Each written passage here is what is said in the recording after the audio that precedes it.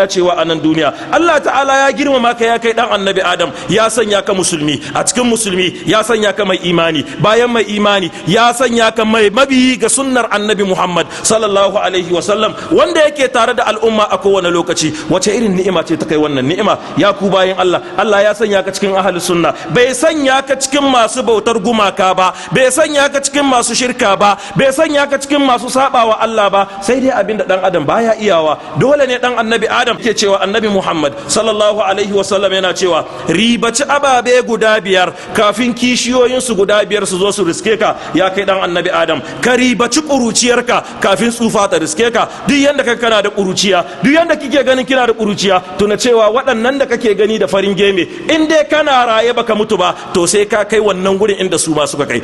Matukar kana raye baka mutu ba, kar kai tsammanin wannan shababan naka zai dawwama, wallahi ba za ta dawwama ba. Kuruciya ba ta dawwama, ratar da ku daga azabar Allah a ranar alkiyama. Kamar an ce ne, sai Allah ta'ala ya ce na farko ku yi imani da Allah, na biyu ku yi imani da annabi Muhammad sallallahu alaihi wasallam, na uku ku yi kokari a wajen taimaka ma addinin Allah da dukiyoyinku, ku taimaka ma addinin Allah da karfin jikinku. Idan baka da dukiya kana da shawara da zaka iya badawa domin ganin wani aiki na addinin Allah ya ci gaba, ba da wannan shawara a aikata wannan aiki, kana samun lada kamar wanda ya dauki dukiyarsa ne ya bada. Don haka Allah ta'ala yake cewa mutane gabaki daya, don haka Allah ta'ala ya halicci bayinsa ya ɗora musu dokoki na su tsaya su yi mai bauta. Wannan bautar idan ka yi ta ya kai bawan Allah, amfanin ta gare ka zai koma, domin kai zaka samu aljanna idan ka bauta wa Allah. Haka in ka saba ma Allah, azaba bisa gare ka ne za ta koma, domin kai Allah zai azabtar saboda ka saba masa, ba wani Allah zai azabtar ba. Ashe yin ibada,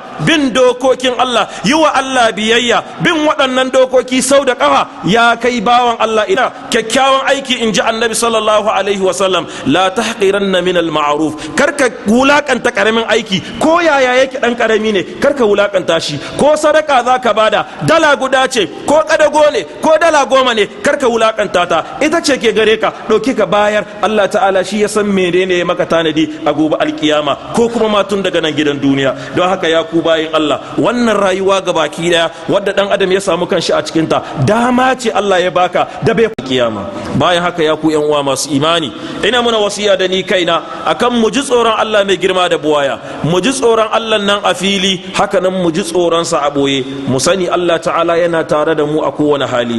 Jin tsoron Allah shine mabudin alkhairi ga kowane bawa, jin tsoron Allah shine dacewa ga kowane bawa a nan duniya da kuma gobe alkiyama. Imamu Muslim ya ruwaice hadisi daga Abu Hurairah, Allah ya kara masa yarda, yake cewa annabi Muhammad sallallahu alaihi wasallam, Allah ta'ala mai saurare ne gare ka, kuma Allah madaukakin sarki yayi alƙawali ga dukkanin wanda ya roƙe shi wallahi sai ya karba masa. Idan kaga ka roƙi Allah bai karba maka ba, to ka taka sharuɗan da Allah ta'ala ya tsaga ga dukkanin masu yin addu'a. Na farko, Allah bai buƙatar gaugawa a wajen addu'a. Lokacin da kake addu'a karka gaggauta, karka nuna cewa yanzu kai kuma yanzu kake so Allah ya baka. Annabi Musa alaihi salatu wassalam ya roƙi Allah ya halakar da Fir'auna saboda azkwaɗayi ga abin da zai amfanar da al'ummar da kake rayuwa a cikinta. Ka nemi taimakon Allah bisa ga abin da kake kwaɗayi wanda zai amfanar da kai a nan duniya, sa'annan kuma ya amfanar da kai a gobe alkiyama. Nemi taimakon Allah bisa ga abin da zai amfanar da al'ummar da kake rayuwa a cikinta, hakanan ka nemi taimakon Allah ya datar da kai da aikata abin da kowace al'umma za ta ji daɗi kuma ta yabo da